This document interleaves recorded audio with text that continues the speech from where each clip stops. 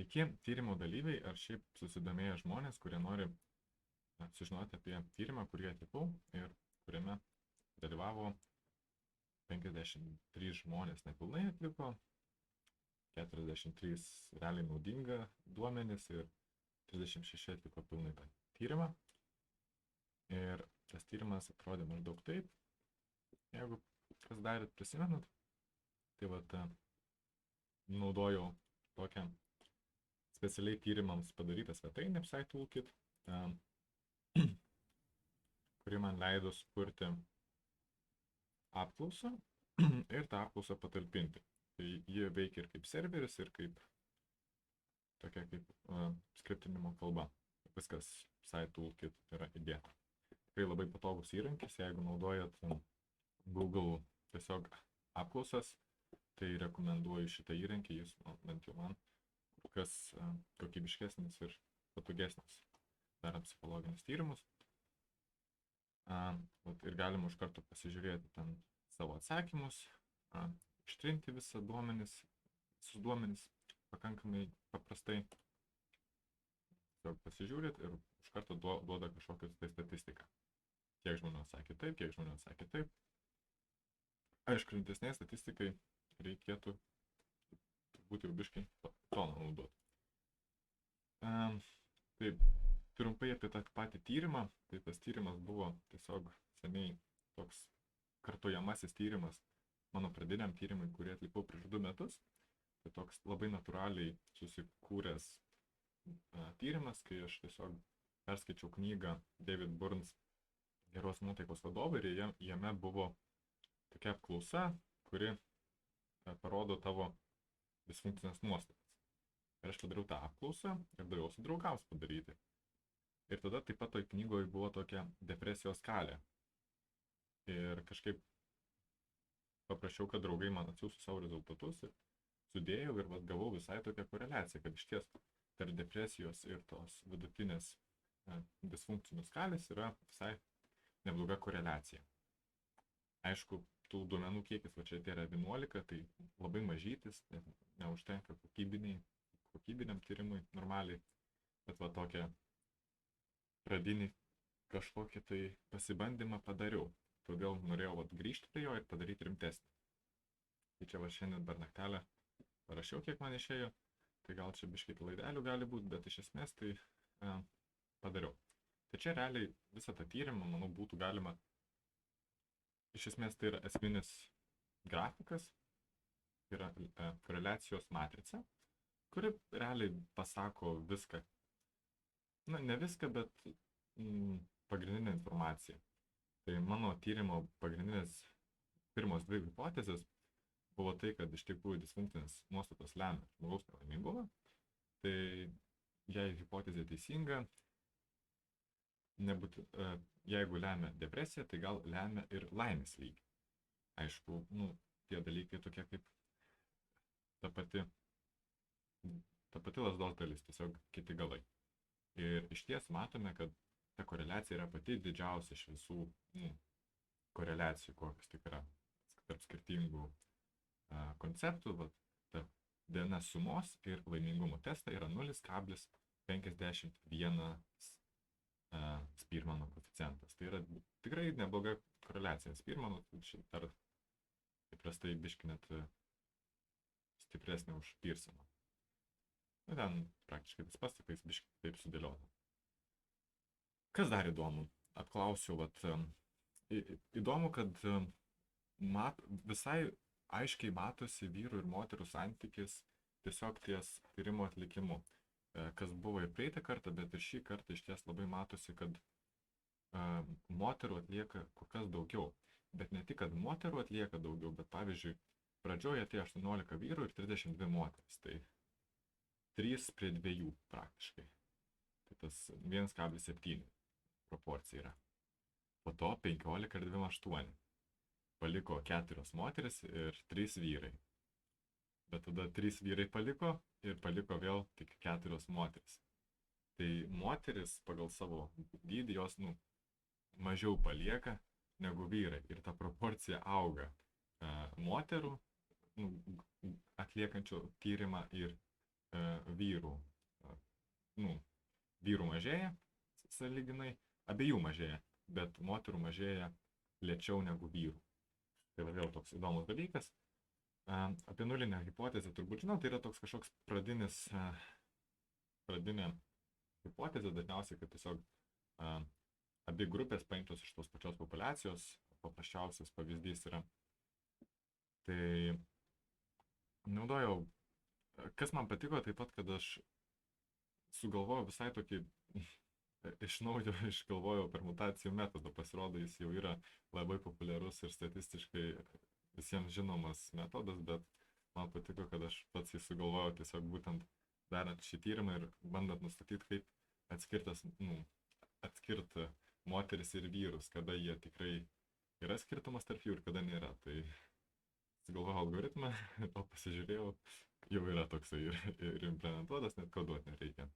Bet vis tiek toks kažkoks geras jausmas atrodo, kad susigaudai ir galvoji teisingą linkmę, jeigu kažką sugalvoji, kas jau yra sugalvota ir populiaru.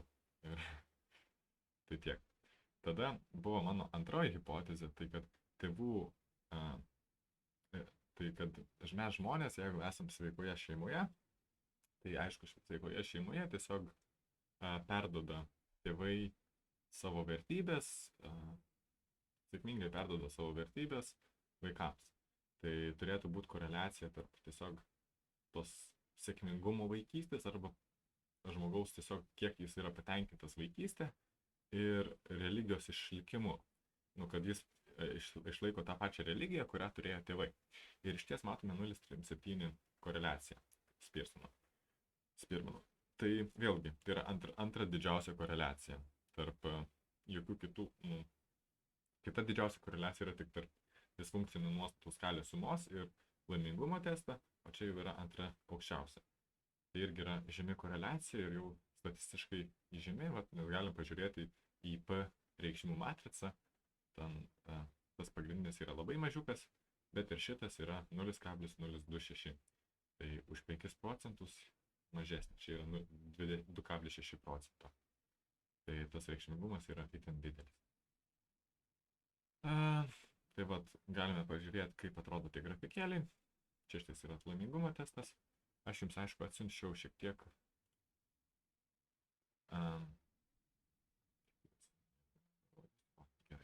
gerai.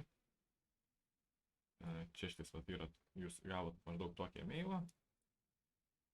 Čia uždėjau jūsų emailą, kad tikrai parodyčiau, kad grafikas jūsų, o ne šiaip savo netyčia sumaišiau, nes tyrime, kaip žinote, aš netyčia dėjau neigiamą ten ženkliuką. Kažkaip jis ten pasipainiojo ir kai ką tik baigė tyrimą, jūs gavote rezultatus, bet jie buvo būtent apversti. Tai jeigu turėjot pasiekimus teigiamą dydį, tai jums rašė neigiamą ir atvirkščiai. Tai kas iš tikrųjų gal, nežinau, šitą suvokiau tik tais prieš kelias dienas, kas šiek tiek turbūt kai kuriems žmonėms, nežinau, kaip jūs įtakojo, stiprias savybės parodė, kad yra silpnus. Gerai, bet kaip ten bebūtų, čia yra tas grafikas koreliacijos ir parodo, kur esate būtent jūs. Tai galit paklausti, kodėl šitas studentų pasitikėjimo intervalas toks mažiukas, o todėl, nes jis yra būtent tiesiai, o ne duomenims. Standartinė paklaida, tai būtų iš tiek visai tokia nebloga kažkas tokio, kad apimtų bent jau 60% duomenų. Bet vidurkio tas pasitikėjimas gali būti labai mažas, nes jis, kad ir tie duomenys yra labai daug išsibarstę, jeigu mes turime pakankamai daug duomenų, tai tas išsibarstymas standartinės paklaidos tiesiog gauname standartinę nuokrypį ir padalintą iš duomenų skaičiaus šaknies. Tai didėjant duomenims mums mažėja ta paklaida, nors atrodo neintuityviai, bet iš ties tikrinau, žiūrėjau, kad tikrai taip ir yra. Tai čia šitais yra tarp laimingumo testų, tą kur darėt, tai yra subjektyvus laimingumo testas, toks iš kelių klausimų, ir tada tas pagrindinė apklausa, tai yra disfunkcinių nuostatų skalė. tai matosi, kad yra išties iš akies ta, nu, matosi, kad yra fitas. Čia R0,59, dėl to nes čia jau naudojamas Pearsono, galvojau dėl vėl skruzdės principų, kad reikėtų išsibandyti abu du koreliacijos koeficientus, o ne tik vieną. Tai ir, na, o vat, koreliacija taip keitimo ir vaikystės pasitenkinimo vėlgi yra, nors gal nesimato tai, bet va šitais tie taškeliai, kurie yra tamsesni, tai ten yra ne vienas taškelis, o du taškeliai. Tai ta koreliacija iš ties yra. Nors vat, aš nesu pripratęs prie tokio išsibarstymo duomenų, bet manau psichologai prie to pratė ir jiems tai netrodo labai keista. Tai va čia yra grynai koreliacija tarp dviejų klausimų. Kaip stipriai jūsų religinės pažiūros sutampa su jūsų tėvų pažiūromis, tai čia va ta mano antra hipotezės tyrimas, ir kaip vertintume savo vaikystę. Tai jeigu žmogus vat parašė, kad jis labai jo religijos pažiūros tampa visiškai su tėvų, bet jis vertina savo vaikystę labai prastai, tai jis atsidurtų čia, bet matome, čia rezultatų visiškai nieko nėra. Nu čia yra lentelė, bet šitais tų rezultatų nėra. Taip pat ir kitam kampe tų rezultatų yra mažiau. Tai vat, yra ta koreliacija, kad iš ties, nu, tas anekdotinė patirtis pasitvirtino mano ir kad atitinka tai šiek tiek realų kažkokį psichologinį dalyką. Tai tiek. Atsiunčiau dar tavo visus klausimus šičia. Tai čia parodytas tu ir tada parodyta tiesiog visi žmonės, kurie atsakė. Tai dar viršui parašytas, kaip gerai tai apibūdina jūs, nu, klausimėliai, tai čia vat subjektyvaus laimingumo testo klausimai. Galbūt reikėtų gražiau juos sulyginti, bet pagalvoju, kiek jūs ten skaitys, tai jeigu įdomu, visi duomenys yra patalpinti GitHub'e ir jeigu norite, galite atsidaryti ir tikrai pasidaryti išsamesnę savo analizę po LADA. Bet manau, galvoju, tos analizės jau ir taip daugeliui bus per daug. Tai va čia kiekvienas klausimas, kur esate jūs ir kur yra kiti 36 žmonės.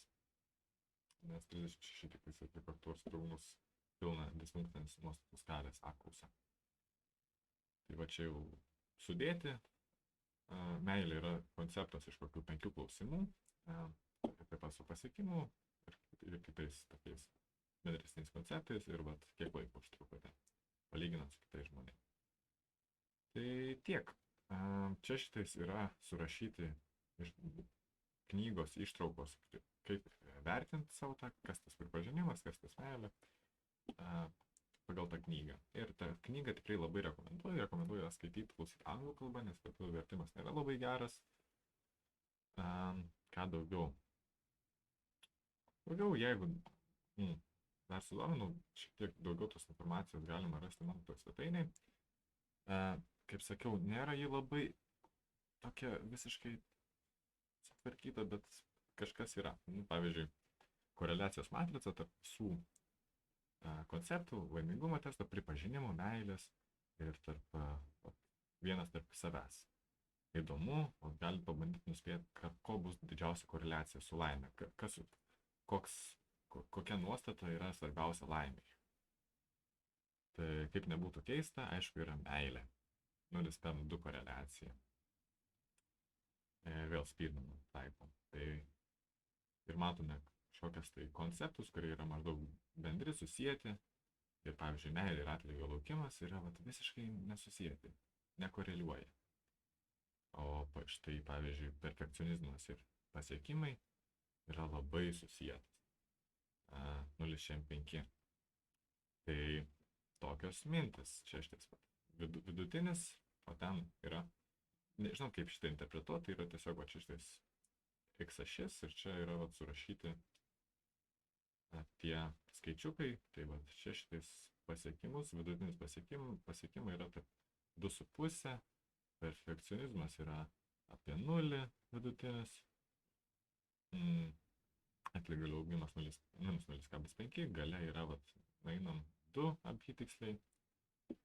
Taip pat padariau, palyginau moteris ir vyrus. Pagal hipotezę moteris ir vyrai turėtų gan stipriai skirtis, bet šita hipotezė neįtin pasitvirtino, nes skirtumas yra išties, moterų DNS-as, funkcinės nuostatų skalės yra biški aukščiau, bet padarius tą permutacijų testą, apie kurį kalbėjau, nėra didelio skirtumo. Matosi, kad jis visai tikėtinas tiesiog atsitiktinai toks iškristi.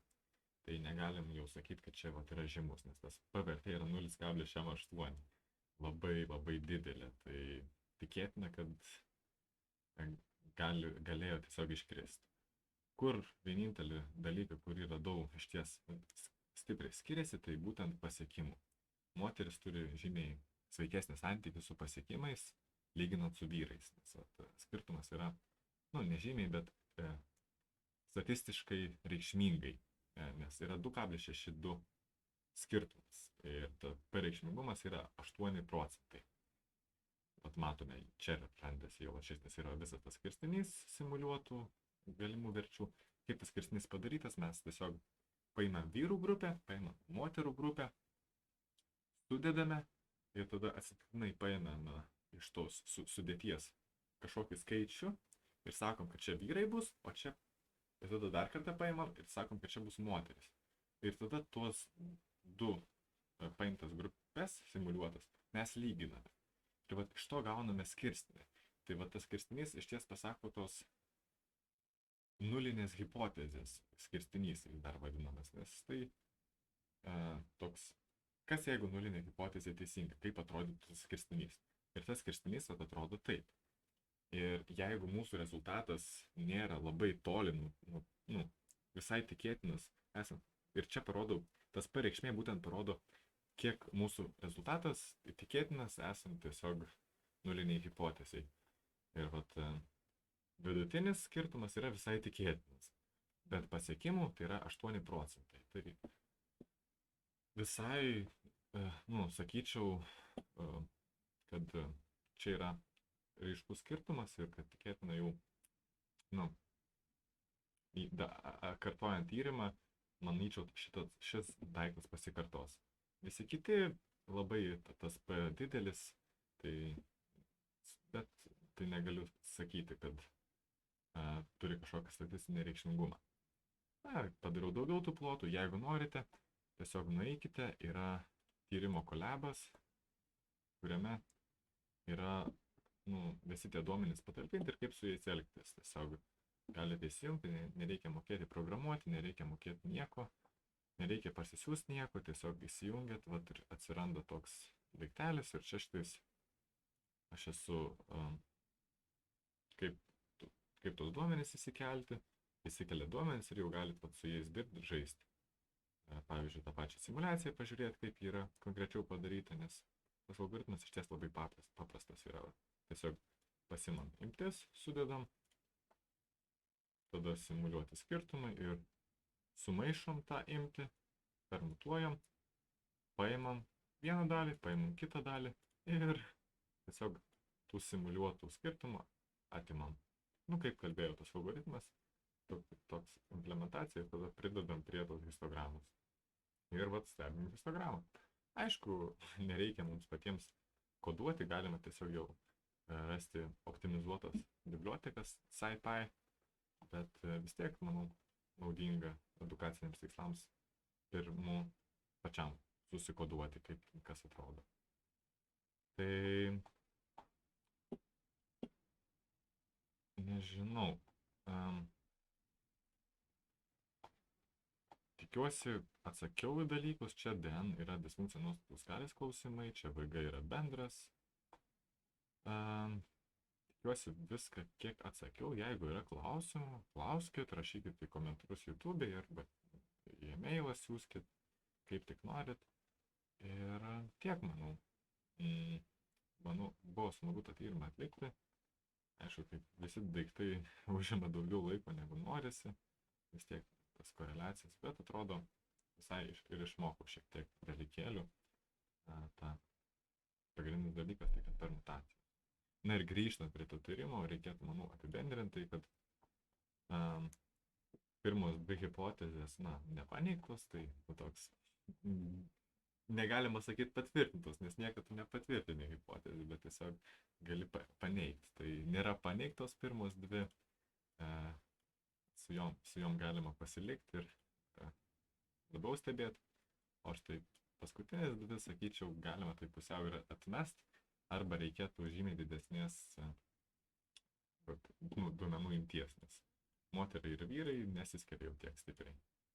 Moteris turi vidutinį aukštesnį emocinį intelektą, tikriausiai, bet vėl mūsų tyrimas to aiškiai neparodo. Yra mažas skirtumas, bet jis galėjo tiesiog ir atsitiktinai iškristi.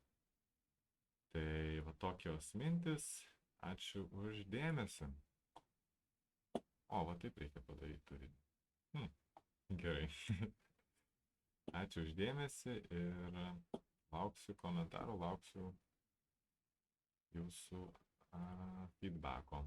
Ačiū, kad dalyvavot. Ačiū, kad klausot. Daugiau nieko nežinau, ką pasakyti. Sėkmės.